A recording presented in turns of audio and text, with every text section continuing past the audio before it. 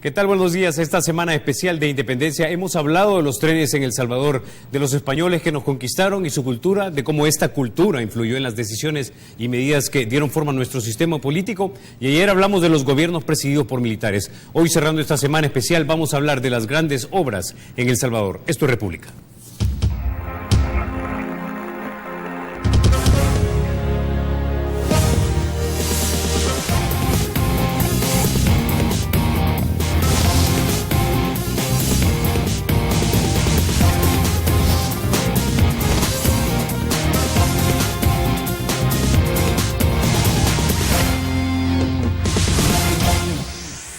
De casi 7 millones de salvadoreños, habrá quizá unos 38.000 que tienen idea del país del que vamos a hablar. Esta cifra según la Digestic, y digo quizá porque las grandes obras de las que vamos a hablar, algunas de ellas fueron iniciadas antes de 1935. Poco sabemos de por qué El Salvador está como hoy está, ni tampoco quién lo hizo o quién lo diseñó. No sabemos de esto también. Antes, de las calles, de las carreteras, este era un país en el que viajar de San Salvador a San Miguel podía tomar unos 4 días si el viaje era óptimo, si viajaba solo y si tu caballo estaba en óptimas condiciones. Este es un país en el que hay caminos, eso sí, desde 1528. Los españoles supuestamente se tardaron 15 días en trazar las calles, la plaza y la iglesia. Las calles fueron buena parte del tiempo de tierra y las principales reforzadas de piedra. El vehículo de transporte utilizado eran los carretones, los caballos o el llamado tren de sangre, hasta que en 1882 llega el tren con compañías extranjeras y se tiran líneas ferroviarias. Algunas de estas líneas, no todas, son las que darán forma a El Salvador, que hoy recorremos en su sistema nacional de carreteras. Esa es la primera gran obra de la que vamos a hablar hoy, y para que nos cuenten más nos acompañan en el estudio esta mañana Knut Walter, historiador y miembro de la Academia de Historiadores de El Salvador. También nos acompaña el maestro Carlos Pérez, historiador de la Secretaría de Cultura, y también nos acompaña el ingeniero Rafael Pacheco de la Asociación de Ingenieros y Arquitectos. Bienvenidos, caballeros, esta mañana a República. Quizás iniciemos entonces por el principio, en vista que dimos un buen contexto con lo del ferrocarril. Quisiera comenzar con usted, señor Walter, para que nos hablara un poco acerca de cuáles fueron los primeros caminos que realmente tuvo El Salvador y que lo recorrieron, digamos, de oriente a occidente, de norte a sur. Bueno, la comunicación más importante que tuvo El Salvador en tiempos de la colonia era con la capital de la capitanía, con la ciudad de Guatemala, lo que se llamaba pues el Camino Real, que conectaba a esas dos ciudades que bordeaba por el norte del volcán de San Salvador y seguía más o menos la ruta pasando ahí por San Cristóbal de la Frontera. Después el puente de los esclavos, ya llegando a la ciudad de Guatemala, que por cierto era el único puente que había en la Centroamérica colonial, y para llegar finalmente a la ciudad de Guatemala. Esa era la comunicación más directa. Hacia oriente, que yo recuerde, no había una comunicación colonial por tierra, más bien la gente quizás se embarcaba y se iba por mar. Interesante. Ahora, señor Pérez, cuando ya habla, este sistema, digamos, colonial, el que empieza a dar forma luego en el siglo XIX y luego el siglo XX, las carreteras que hoy conocemos, la carretera litoral, la carretera panamericana o la panamericana y la litoral, de hecho, son los nombres modernos de caminos que ya existían. Sí, en realidad, por el territorio que actualmente es El Salvador, pasaba la ruta hacia el resto de Centroamérica, la ruta de Guatemala hacia el resto de Centroamérica. Además, en la década de 1850 se construyen también caminos hacia los puertos. Esas son del camino de Sonsonate, por ejemplo, al puerto de Acajuta. Y esto era un problema, el mantenimiento de estos caminos, porque durante la temporada de invierno estos caminos se convertían en lodazales, ¿verdad? Entonces El Salvador contó con una infraestructura mínima para favorecer el comercio y la agricultura. En estos tiempos no había ingenieros, ¿verdad? Pero sin embargo habían contratistas del Estado que hacían obras de infraestructura. Entre ellos está el mariscal Santiago González, que era un militar y empresario. Él y su hermano, creo que se llamaba José Antonio, si no recuerdo el hermano, y por ejemplo ellos hicieron un contrato con el gobierno de don Rafael Campo Pomar para construir unas bodegas del Puerto de la Libertad. Joaquín Eufrasio Guzmán, el suegro de Gerardo Barrios, que también era uno de esos militar, político, empresario, eran muy ricos ambos, ¿verdad? Él también hizo un contrato con el Estado para construir un puente sobre el paso de Urbina en el Río Grande de San Miguel. Hubo que traer gente de Guatemala. Aquí no había ingenieros. En la década de 1860 no había un solo ingeniero, ¿verdad? Entonces hay pequeñas obras. En el último cuarto del siglo XIX se construyen también obras de infraestructura, sobre todo son caminos, ¿verdad? Caminos para comunicar con los puertos, ¿verdad? Se construyen bodegas también. Y se empieza a construir. San Salvador era una ciudad que los viajeros europeos y americanos que dejaron sus testimonios no tenía ninguna obra monumental, ningún atractivo. Era una ciudad más bien muy modesta, ¿verdad? Pero en las últimas décadas del siglo XIX comienzan a construirse también algunas obras que son importantes, como el Palacio Nacional, el Teatro Nacional, la Plaza Morazán, ¿verdad? Y estos es el resultado de los ingresos que recibe el Estado por los derechos de aduana, por algunos los derechos de exportación casi no han habido acá, ¿verdad? Porque aquí el aguardiente. Sino que es el estanco del aguardiente, ¿verdad? Que es otro, el tabaco también, pero sobre todo los derechos aduanales a la importación, que sí es grabada, a diferencia de la exportación. Ahora en pantalla tenemos algunas de las carreteras, digamos, que teníamos ahí. Intuyo yo, es un automóvil de los años 20 y vemos una carretera muy delgada, comparada con los días de hoy. Ingeniero Pacheco, ¿era distinto la manera de construir carreteras de la que es de hoy? Quizá la primera pregunta, haciendo referencia a lo que veíamos en pantalla. Y lo segundo es, hoy damos por sentado que vamos de aquí a Sonsonate en menos de una hora, pero eso no fue así siempre. ¿Qué tan difícil es nuestra topografía en El Salvador? Bueno, aquí tenemos que considerar algunas cosas.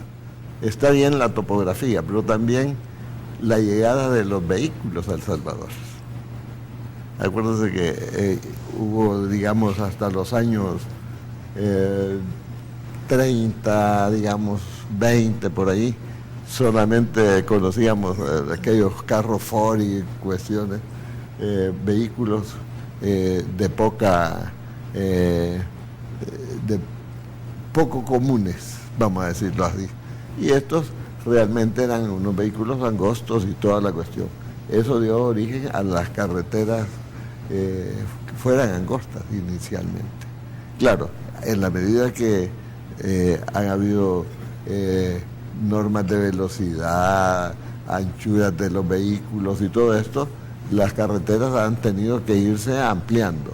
Y desde luego nosotros en este momento gozamos de algunas carreteras, digamos, que permiten que cualquier vehículo que se construya en cualquier parte pueda hacer recorridos sin mayores problemas. Pero yendo al centro histórico, nuestro centro histórico era empedrado, después fue asfaltado. Sin embargo, la infraestructura de aguas lluvias, de agua potable y de aguas negras fue tomado en consideración. Así hay, digamos, hay bóvedas antiguas que unen algunos puntos que durante mucho tiempo se pensaba que iba de cuartel a cuartel, y eso, la realidad era para darle salida a las aguas lluvias. Recordemos que San Salvador es atravesado más o menos por unas 20 pequeñas quebradas, que en invierno llevan en suma unos 800 metros cúbicos por segundo, pero en verano llevan 6-7 metros cúbicos por segundo, que es el agua que nosotros en este momento utilizamos. O sea que su infraestructura se ha ido acomodando. Por eso hay veces encontramos encontramos una bóveda, encontramos tuberías de acero intactas y esto debido pues a la forma que se fue desarrollando el centro de San Salvador, que dicho sea de paso, si tomamos las cuadrículas de desarrollo urbano, en muchas partes se ha cumplido, y eso ha dado oportunidad de que veamos algunas calles que se han prolongado y otras que muy pocas curvas, vamos a decirlo así. Ahora, si le damos un poquito y adelantemos en el tiempo ya a principios del siglo XX, 1915, 1920, ¿empieza a existir ya una planificación de cómo sería el sistema de carreteras, señor Walter? Bueno, todavía no, porque como menciona el ingeniero, la cultura del automóvil comienza hasta después de los años 20, es decir, la cultura ya más o menos masiva, autobuses, camiones, etcétera. Fíjese que en 1950 todavía no había ni 5.000 carros en todo el país, pero había más de 20.000 carretas todavía, muchas más carretas que camiones o pickups. Entonces la velocidad del movimiento del transporte era bastante más lento. Para los años 20 o para los primeros, digamos, 20 años del siglo XX, el ferrocarril era el sistema de transporte terrestre preferido para la gente que podía, claro, pagarlo.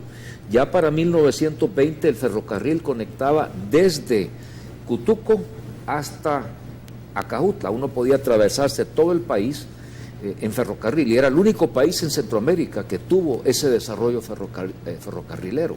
Para el año 30 ya uno podía irse hasta Guatemala por la conexión allá por Santana, por Huija, ¿no?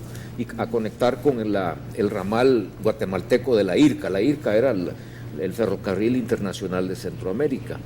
Y el tramo de Acajutla a San Salvador, pasando por Santana, por Sonsonate, era de la empresa inglesa.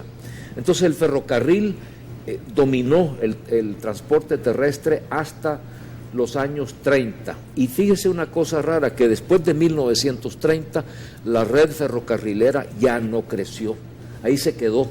Y se quedó no solamente en ramales y en rieles, sino que también se quedó en equipo. La única innovación que los ferrocarriles experimentaron fue la introducción de las locomotoras de diésel, las diésel eléctricas. De ahí todo el resto del equipo es el mismo. Si usted va ahora a Fenadesal, va a ver equipo de los años 20, de los años 30, pero que no se ha renovado para nada. Bueno, ya no funciona, claro. Lo único nuevo fueron, como le repito, las locomotoras. Ok, ahora bien, pero tengo entendido que en los años 30 se crea la dirección, en ese entonces creo que no era Dirección General de Caminos. ¿Existe ya en esos momentos la gestación de un plan maestro de desarrollo de las diferentes carreteras de nuestro país?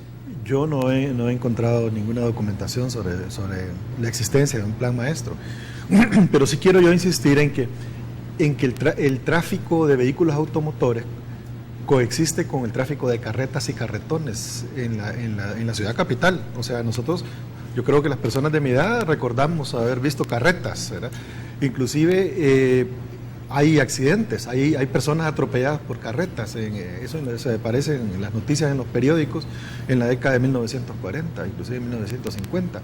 Además, hay en las ciudades, en aquel entonces uno podía ver también ganado, o sea, pequeñas partidas de ganado que circulaban en medio de la ciudad, porque los vehículos automotores no eran muchos, el transporte colectivo también era muy limitado.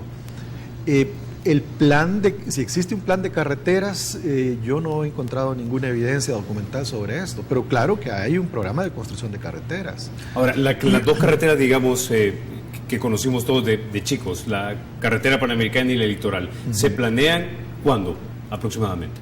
Bueno, esto anda alrededor de los años 45, 50, porque ahí aparece la carretera del litoral, que como platicábamos anteriormente,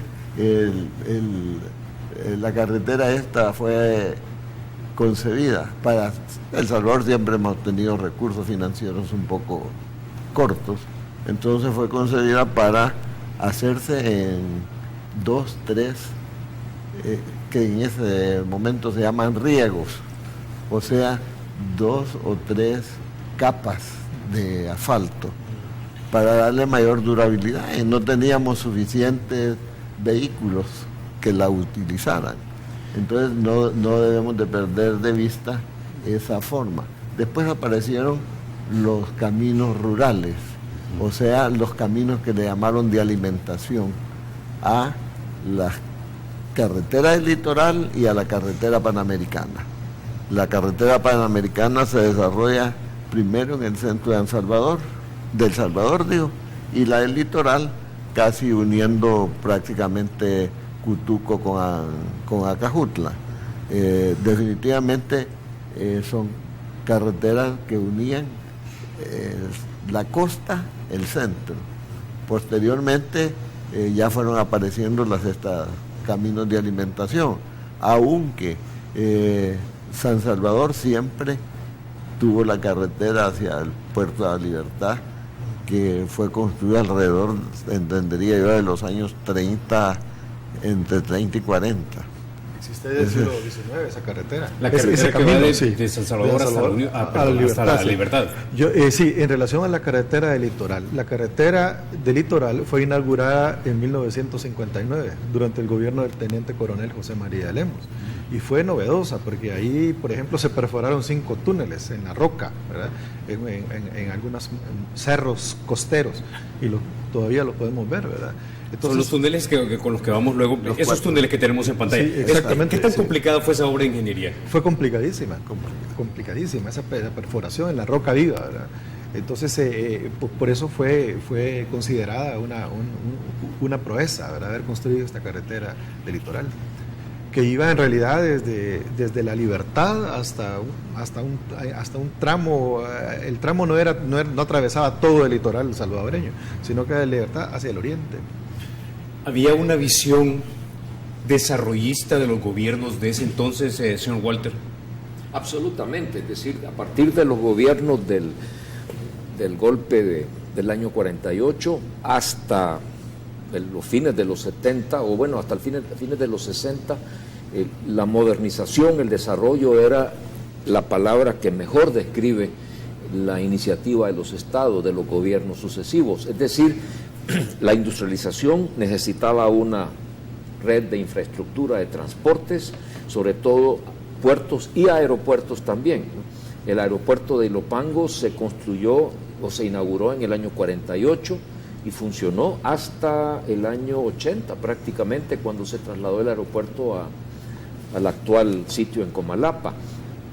Las carreteras, ya la litoral y la panamericana, estaban plenamente asfaltadas de punta a punta para el año 60. Es decir, el país tenía una infraestructura vial sumamente buena, y eso fue lo que dio en el traste, me parece, con los ferrocarriles. El ferrocarril no pudo competir con la velocidad y con la versatilidad del automóvil, es decir, el transporte de automotriz. Un camión podía recoger la carga y entregarla a la puerta de la bodega, en la puerta de la fábrica.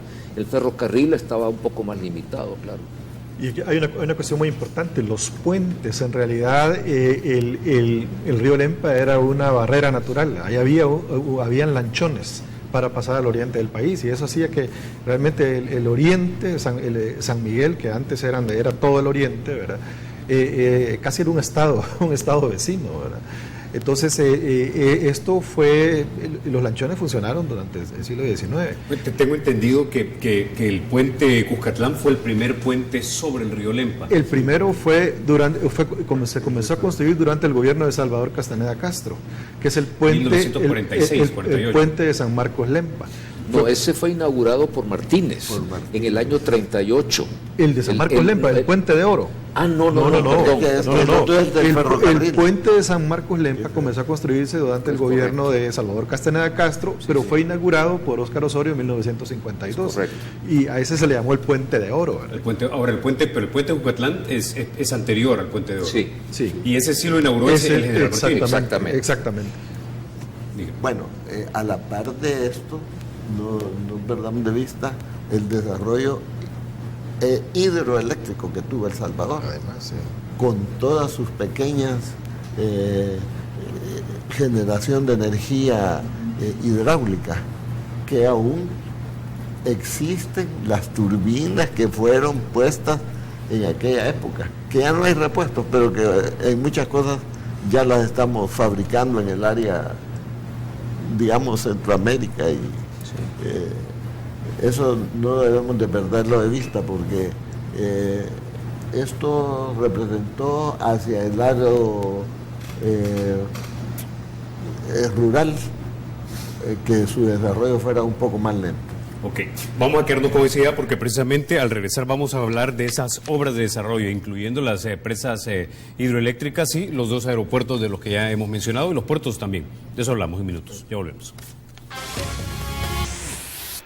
Ahora de las obras de desarrollo, una de ellas, quizás las más impresionantes que nosotros podemos ver son las presas hidroeléctricas, Cerrón Grande, 15 de septiembre. Tengo entendido que usted estuvo de alguna manera en contacto con los equipos que quizás diseñaron o que gestaron durante el gobierno del presidente Sánchez Serén esas obras. ¿Puede hablarnos un poco de eso, ingeniero Pacheco? No, Sánchez Serén, me dijo. Perdón, Sánchez Hernández. Sánchez Hernández, no.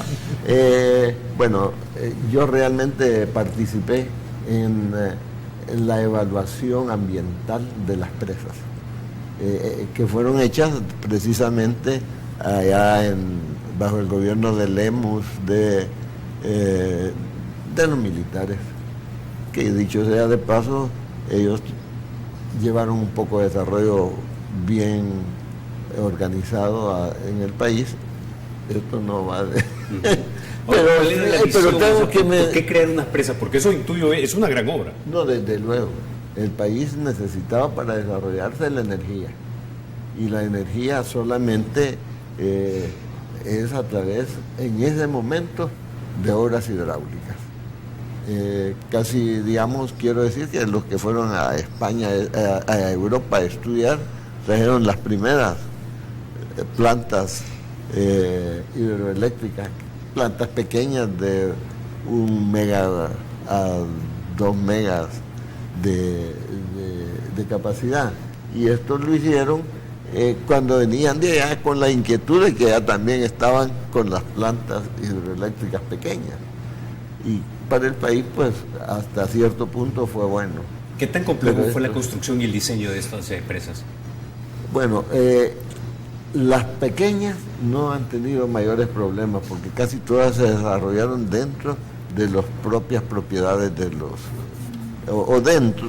Bueno, la legislación salvadoreña ha ido cambiando, y entonces dentro de las propiedades de los dueños.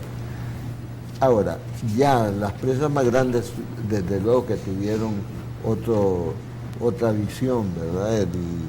Creo que una bajo el periodo del ingeniero Cabrales como ministro de Agricultura, se diseñó, por ejemplo, se llevó a la 5 de noviembre. Posteriormente, bueno, se había trabajado en la de Guajoyo y Cerrón Grande, que ya es más cercana a nosotros. Y por ahí, y todavía pues parece que los ríos nuestros tienen algunas virtudes que tenemos que utilizar. Ahora, ¿cómo nos servíamos antes de energía eléctrica entonces si no teníamos estas presas? Bueno, yo me imagino que debe haber habido generadores, yo no sé, cada vez que Knut Walter pueda...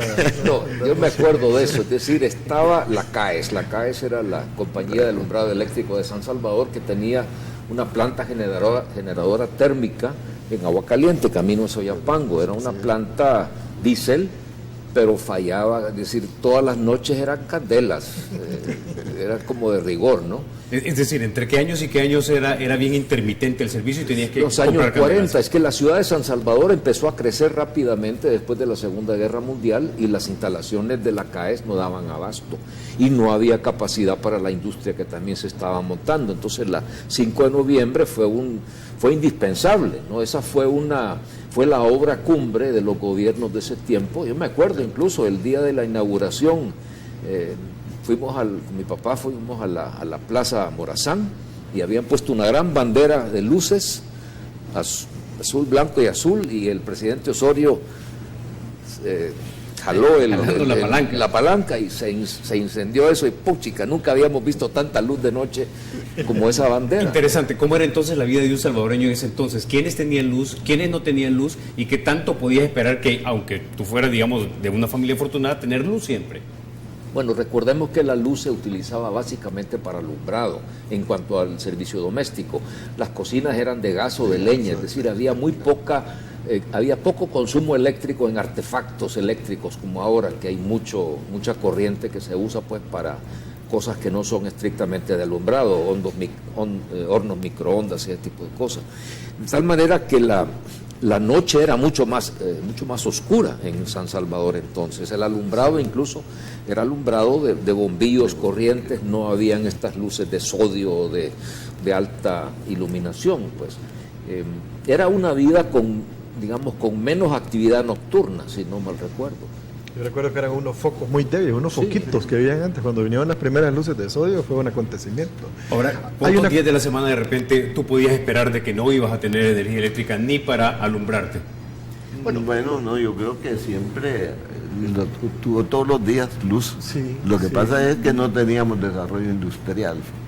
El desarrollo industrial fue exigiendo cada vez más y más recursos eléctricos. Yo solamente quería destacar que la presa 5 de noviembre fue emblemática, fue el orgullo del gobierno de Osorio, que inclusive durante la inauguración Osorio manifestó que este era el acontecimiento más grandioso desde la creación de la República en el siglo XIX, la construcción de esta presa. Entonces, y eso todos lo recordábamos, creo que estuvo emisión de sellos, por todos lados aparecía la presa, las fotografías de la presa. Entonces, esto fue muy importante porque favorecieron los planes del gobierno de desarrollar una industria. Sí. Y eso fue importantísimo. El gobierno de Osorio coincide con un periodo de bonanza económica. Sí. Y hay inversión en infraestructura, pero de cara a crear una industria nacional. Coincidente con la represa 5 de noviembre, se instalaron en San Salvador también los primeros semáforos. Es decir, el contexto en el que esto se da es, tenemos el optimismo, la sensación de optimismo de que el país va para arriba, va creciendo. ¿Es esa la sensación, señor Walter? Sí, definitivamente, obras de infraestructura, la carretera del litoral, represas, alumbrado público más, sí, mucha obra material. El desarrollo del algodón también comenzó entonces, que fue el segundo producto de exportación después del café. Pero claro, todas esas obras espectaculares combinadas, claro, con un creciente problema de tipo social y político, ¿verdad? Es decir, de repente hay desarrollo de infraestructura, pero no hay progreso económico igualitario y el régimen político no es liberal, podríamos decir, ¿verdad? Pero bueno, hablando ahora de los aeropuertos, antes del aeropuerto de Ilopango, primero, ¿cuándo lo fundaron? ¿Cuándo lo crearon? ¿Quién lo diseñó? Y antes, ¿cómo nos comunicamos? ¿Qué aviones venían? ¿Qué aerolíneas venían? Bueno, empezó llegando nada más aviones de dos motores, bimotores. Biplanos. Biplanos, sí. Y luego el desarrollo algodonero, no lo podemos dejar afuera, porque acuérdense que para tener una buena producción necesitaban los riegos y todo esto, ¿no? Y entonces fue el aeropuerto realmente como la necesidad de esa época económica. Tal vez aparecieron otros aeropuertos ya en las fincas grandes, pero eso fue ya un poquito posterior. Ahora, entonces este aeropuerto realmente traía solamente mercadería, no traía gente, o sea, no traía turismo, no traía gente de negocios. Estuvimos conversando sobre eso. ¿Cuándo fue que construyó el aeropuerto de Ilopango? Sí, el viejo aeropuerto de Ilopango se construyó terminó de construir en el 48, pero antes de eso, Ilopango siempre, desde el comienzo de la aviación, fue el campo de aterrizaje. En un comienzo era un gramal, pues era una pista de grama cuando eran aviones que venían aquí nada más de exhibición, pues estos pilotos, aviadores, aventureros, quizás no había servicio de aviación. En un principio. Es decir, El Salvador no estaba conectado con el resto del mundo, con líneas comerciales. No, porque no había todavía líneas comerciales. La primera línea que se empezó a viajar por Centroamérica fue la Pan American, pero no solamente aquí, sino que todo el Caribe. Pan American abarcó toda la región del Caribe en los años 30. Fue en los años 30 que empezaron los primeros aviones de pasajeros a llegar aquí. Y el aeropuerto de Ilopango ya estaba funcionando. Lo que se construyó fue el edificio. Es interesante, estamos hablando de la aviación comercial, porque realmente la aviación militar se organiza a mediados de la década de 1920. Es correcto. Y son aviones biplanos que tienen su base en Ilopango. Llegan a El Salvador aviadores italianos, por ejemplo, que promueven esto, el Messi, creo que Enrico Messi, que muere, por cierto, en un accidente acá en El Salvador, y él deja descendencia. Enrico Massi. Entonces, que son veteranos inclusive de la Gran Guerra Mundial. Entonces, pero se organiza la aviación militar en la década de 1920. Ahora, en ese punto, la aviación nacional, ¿qué tan desarrollada está? ¿Tenemos aviadores comerciales nosotros? ¿TACA ha nacido ya o no ha nacido aún? ¿O solamente tenemos aviadores privados? El Salvador es el único país en Centroamérica que no desarrolló una línea aérea para viajes internos, porque el país no era lo suficientemente grande, no ameritaba. Todos los demás, Costa Rica, Honduras, Nicaragua, Guatemala, tienen o tuvieron líneas aéreas internas, que son mucho más grandes. TACA surge en Honduras, ¿verdad? Este hombre que era un neozelandés, que inclusive hacía servicio al gobierno de Carías Andino, bombardeaba a los adversarios de Carías, ¿verdad? Creo que perdió un ojo inclusive en una de estas aventuras. Y él fue el que, ¿cómo se llamaba? Lowell, ¿qué se llama? Yerix. Lowell Yerix, que es un personaje de novela. Y ese fue el hombre que inspiró a Carías, que Carías estaba fascinado con la aviación, a crear una aviación militar. Ok, brevemente, tengo un minuto nada más, don Carlos, pero quisiera preguntarle, ¿en qué momento se toma la decisión de crear un nuevo aeropuerto y por qué? Él dijo finales de 1948, ¿verdad? O sea, finales del Ilopango al de Comalapa. La necesidad del desarrollo. Del desarrollo, o sea, las necesidades primero del transporte aéreo, del comercio, ¿verdad? Y luego yo creo que al finalizar la Segunda Guerra Mundial se reconoció el valor de la aviación, ¿verdad? O sea, y eso fue lo que estuvo detrás de la decisión de crear. ¿Cuánto dejó de ser útil Ilopango? ¿Ya no podía crecer por el terreno que tenía? No podía crecer y tenía otro problema que era el clima. Era un clima con mucha neblina y con mucha tormenta. En cambio, la ubicación en Comalapa se escogió precisamente porque no hay tanto mal tiempo. Además, y mucho más terreno, claro. Además, la proximidad a la capital y que había también propiedades privadas con edificios muy cerca del aeropuerto. De Ilopango. De Ilopango, sí. Okay. Ahí funcionaba también la Fuerza Aérea, al lado prácticamente del aeropuerto internacional estaba la base de la FAS. Bueno, con eso ya nos quedamos, vamos a la pausa. Cuando hablemos vamos a hablar de algunos estadios y plazas públicas que también se construyeron. Ya volvemos. Claro. Bueno, señor Walter, ya la construcción de grandes obras cuando se trata de centros de entretenimiento como teatro, como el Estadio Flor Blanca, se da cuando una sociedad, se puede decir, ha llegado a un término avanzado, digamos, de su desarrollo. Intuyo que eso pasó aquí en El Salvador también, con la construcción del Estadio Flor Blanca, que estamos viendo ahí en pantalla. Son fotografías algo viejitas también de los 30, intuyo yo. Sí. Cuéntenos un poco acerca del contexto en el que se da esto. Bueno, el Estadio Flor Blanca se construyó totalmente en tiempos del gobierno del general Martínez. Es, digamos, sintomático de la forma de proceder de los gobiernos en toda Centroamérica en ese tiempo, que demostraban su eficacia y eficiencia construyendo obras monumentales, palacios, como en el caso de Guatemala con el Palacio Nacional de Nicaragua se construyó también bajo el primer Somoza, y la obra, digamos, más importante del gobierno de Martínez en San Salvador fue el Estadio Flor Blanca, que se construyó precisamente para los Juegos Centroamericanos y del Caribe del año 36. Ahora, ¿el general Martínez particularmente creía mucho en la cultura deportiva o era simplemente, como usted mencionaba, un acto de vanidad política, tal vez? Bueno, yo no sé si fue de vanidad política. Yo creo que el teatro, digamos, el Estadio Flor Blanca tiene pues una finalidad estrictamente deportiva, pero también es espectáculo, como lo es, digamos, el fútbol aún en ese tiempo. Lo cierto es que para ser anfitrión de los Juegos Centroamericanos en ese momento era pues algo muy importante y había que responder adecuadamente. ¿Qué tan grande era tener un evento de ese tipo? Y luego, por supuesto, aborda su idea. Esa es una pregunta muy interesante. Creo que eran los 12º Juegos Panamericanos. Recuerde Centroamericanos. Sí, perdón, sí, centroamericanos y del Caribe. Pero esto ocurre en un momento en que el gobierno del general Hernández Martínez todavía no había sido reconocido por los Estados Unidos. Entonces esto le da legitimidad, ¿verdad? Proyecta una imagen positiva del país, como que hay estabilidad, como que hay un gobierno que hace este tipo de inversiones en obras, ¿verdad? Que además contribuyen a estrechar los vínculos entre las naciones de Centroamérica, ¿verdad? Y del Caribe.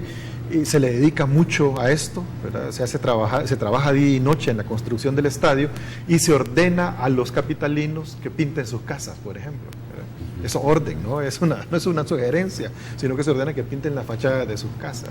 ¿Y de qué color las tienen que pintar? ¿De blanco? Bueno, eso sí que creo que lo dejaban a juicio de la... Me imagino que han sido colores muy chillantes, ¿verdad? Pero se hace de todo, ¿verdad? Para presentar una imagen de progreso, de estabilidad política, y eso favorece al gobierno del general Hernández Martínez, ¿verdad? Para obtener su reconocimiento posteriormente. Ha habido elecciones también recientemente, ¿verdad? Entonces, antes de los Juegos Centroamericanos y del Caribe. Es un acontecimiento muy importante. Ahora, a esas alturas, intuyo yo que el Estadio Flor Blanca no es construido en una zona populosa. No, era una finca, Flor Blanca. Ahí es construido. ¿Esa finca fue donada al gobierno de El Salvador? Yo eso sí que lo ignoro, no sé.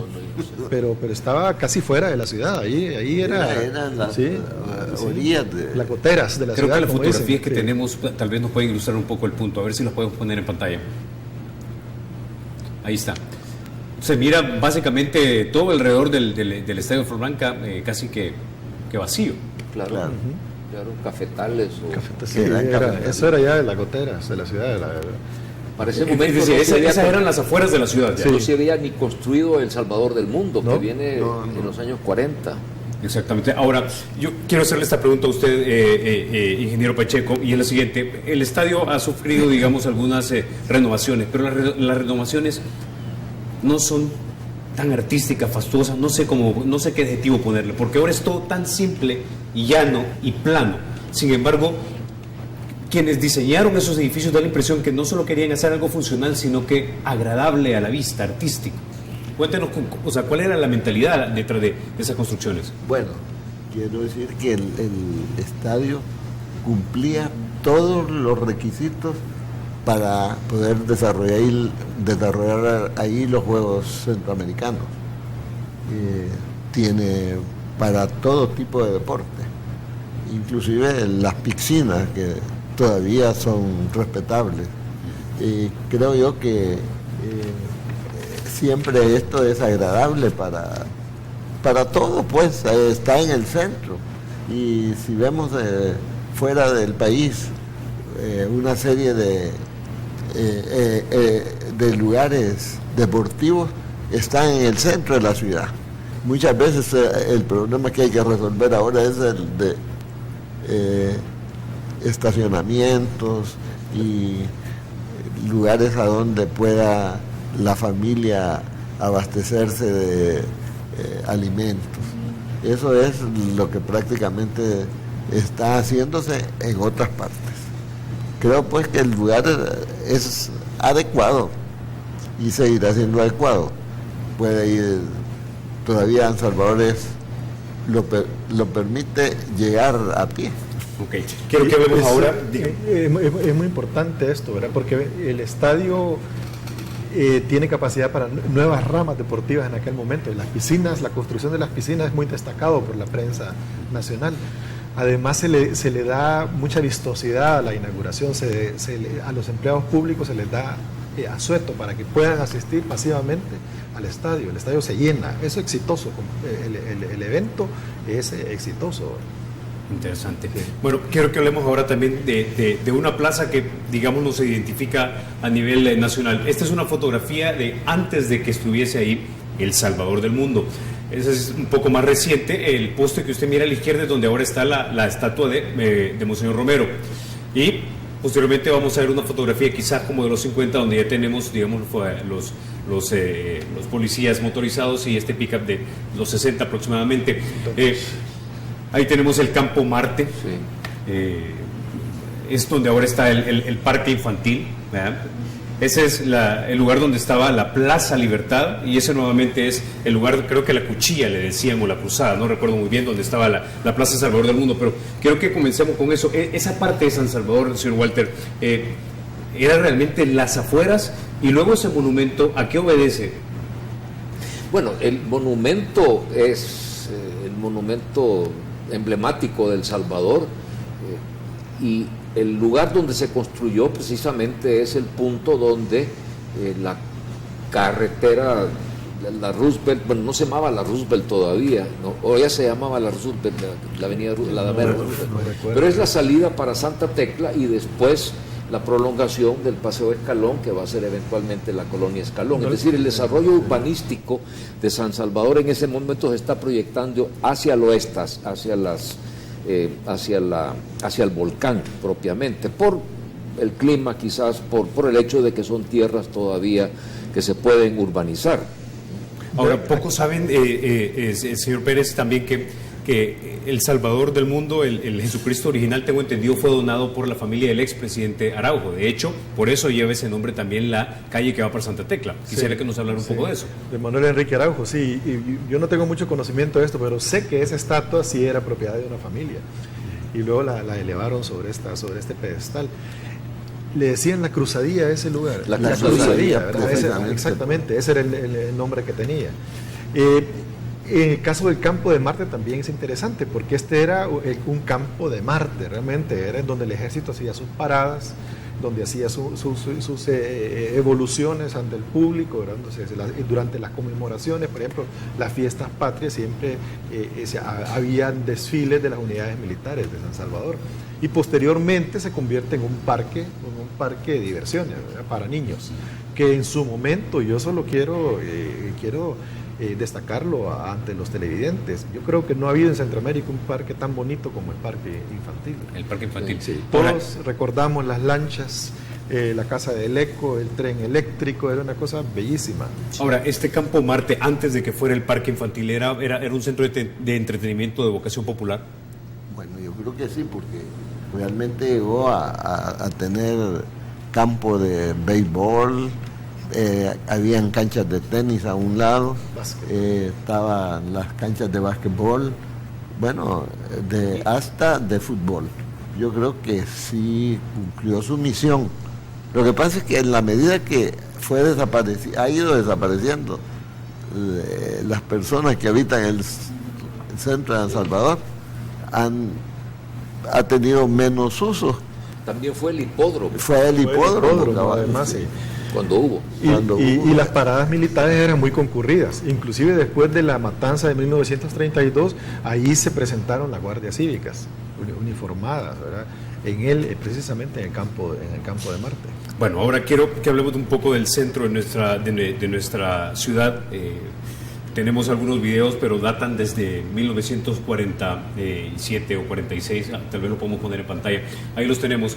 Vemos ya una ciudad vibrante, es decir, mucha gente que ya intuyo que no sé si es el centro donde transbordan hacia otros lugares o si simplemente viven ahí. Mi pregunta es la siguiente: ¿crecimos ordenadamente, señor Walter, o simplemente se fueron añadiendo por pedazos? Porque algunas zonas que eran residenciales ahora son zonas comerciales, como que si no habían leyes de zonificación, o si las habían simplemente no las respetaron. Bueno, el casco histórico, el centro histórico es el centro colonial. La ciudad de San Salvador, que era la capital de la intendencia en los últimos tiempos coloniales, tenía ese tramo, ese trazado, perdón.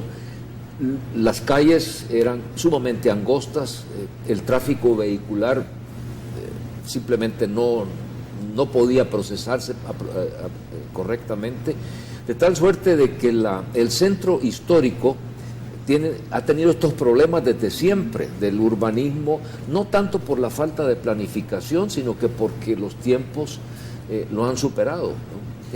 Estaba diseñada para carretas, para carruajes para caballos y no para el intenso tráfico vehicular que se fue acumulando con el tiempo.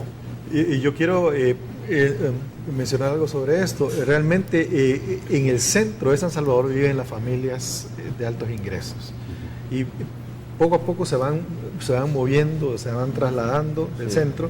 Ahí aparecen edificios extraordinariamente bonitos, como el edificio Ambrogia, que es un edificio de hierro, ¿verdad? Que es importado todo, igual que el Hospital Rosales, que es importado de Bélgica, ¿verdad? ¿Hay mucha más conciencia de que todo tiene que lucir artístico en ese entonces? Yo creo que sí, que se busca mostrar el embellecimiento de la ciudad a través de ese tipo de obras.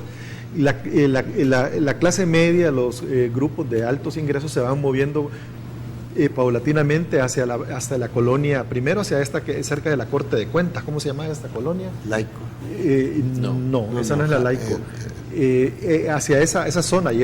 Pasaje Girola. Sí, y hay unas construcciones muy bonitas. La Flor Blanca también se convierte en una zona residencial, pero poco a poco se va moviendo hacia los suburbios de la ciudad. Ahora, la gente se va moviendo ¿por qué? Porque a esa altura todavía creo que la relación entre la población urbana y la rural anda por 60-40 o 70-30. Es decir, no hay una gran emigración de gente hacia San Salvador. ¿Por qué se está moviendo la gente entonces? Porque el centro de San Salvador se convierte cada vez más en un espacio comercial, donde aparecen almacenes, pequeños negocios, algunos talleres artesanales. Todavía es posible ir a que le arreglen los zapatos a uno. Hay zapaterías por todos lados, hay sastres por todos lados, ¿verdad? Es ese pequeño comercio que desaparece de San Salvador, pero que existe todavía, por ejemplo, en las ciudades de provincia de Costa Rica. Es decir, esa es una herencia que tenemos de muchos años atrás. De repente no hay leyes de zonificación que te definen y te digan, no señor, aquí usted no puede comerciar. Correcto. También hay que recordar de que San Salvador ha sido tumbada por terremotos cada cierto tiempo. Eso también es un tipo de renovación urbana no deseable, pero que es un hecho, pues. Entonces la gente se ve obligada a reubicarse y probablemente las zonas que fueron destruidas por los terremotos dijeron, no, aquí ya no construyo porque esto es sísmico, y se van a otro lado. Bueno, Santa Tecla se fundó precisamente como una alternativa supuestamente menos peligrosa a la capital, ¿no? Por los problemas de terremotos. No hemos hablado de los cuarteles acá. Los cuarteles eran muy importantes también. Estaba el famoso, el que es el mercado cuartel ahora, que era el primer regimiento de infantería, que estaba frente a la casa presidencial en ese entonces, ¿verdad? De ahí salieron las tropas que fueron a suprimir el alzamiento campesino del 32. Y luego estaba el cuartel de Zapote. Había otro cuartel que el regimiento de ametralladoras, que creo que después estuvo ahí el cuerpo de bomberos. O sea, las construcciones militares también se desarrollan a finales del siglo XIX y principios del XX. Ahora, ingeniero Pacheco, se me acaba el tiempo, pero quiero terminar con usted precisamente con una pregunta que es de hoy, pero definitivamente veo que está anclada en el ayer, y es: ¿estaba nuestra ciudad planificada para la cantidad de gente que vive, la cantidad de autos que hay hoy día? Y también, si no fue así, es por eso la razón por la cual las calles son tan angostas. Bueno, normalmente, y aquí voy a referirme quizás pensando en las ciudades más grandes, que los edificios hacen ver las calles pequeñas, pero si vemos nuestras avenidas y todo son relativamente amplias. Yo diría, todas tienen 6-7 metros, porque decir 6-7 metros pudiera ser un poco más, porque el desarrollo de nuestro país ha ido haciéndose poco a poco. Realmente han habido la planificación de 1980, las últimas, casi todas bajo la lideranza española, y tenemos que decir que las calles son rectas. Usted todavía puede irse en la primera calle Poniente desde el centro hasta ahí, y hacia el otro lado pues lo mismo. Entonces yo creo pues que ha habido cierta planificación. Es muy difícil realmente prever todo el desarrollo urbano hacia determinados lugares. Y aquí quiero llamar la atención bajo el punto de vista que nosotros, bastante población está fuera del país. Y esa población es la que quizás debería de haber vivido en este momento aquí. Entonces hoy es casi toda gente joven. Pero sí podríamos decir que la ciudad no fue planeada para ni la cantidad de gente que tenemos, ni la cantidad de vehículos. Pero el centro de San Salvador yo creo que sí tuvo una visión de los españoles que vinieron y pusieron tuberías de hierro fundido de 20, 30 pulgadas para agua potable ahí en el centro. Y hicieron las bóvedas estas de para agua lluvia. Y la hicieron desde luego sin mayores estudios en ese momento, pero sí creo yo que algo hubo de planificación. ¿De qué año estamos hablando de esas tuberías? Estamos hablando de la fundación de San Salvador. Todavía cuando era... acuérdese que está el empedrado. Usted pone ahí las fotos y ahí está empedrado. Y lo que pasa son los rieles del ferrocarril que todavía iba para allá. Eso es realmente complicado, no le puedo contestar. Se nos acabó el tiempo, pero definitivamente vamos a armar más repúblicas de este tipo. Y solamente esto me recuerda que alguien de la alcaldía de San Salvador me dijo que los alcantarillados que mejor funcionaban eran los de la colonia. Bueno, dicho esto, muchísimas gracias, caballeros. Decían que era el lugar de fuga del presidente. ¿Se acuerda que decía? Caballeros, muchísimas gracias por haber estado esta mañana aquí en República, cerrando esta semana especial del mes de la Independencia. Una semana en la que hemos tratado de recordar o de tratar de ver de que no todo es malo en nuestro país. Somos muchísimos más los buenos. Así que recuerden, la República es de todos. Hay que cuidar.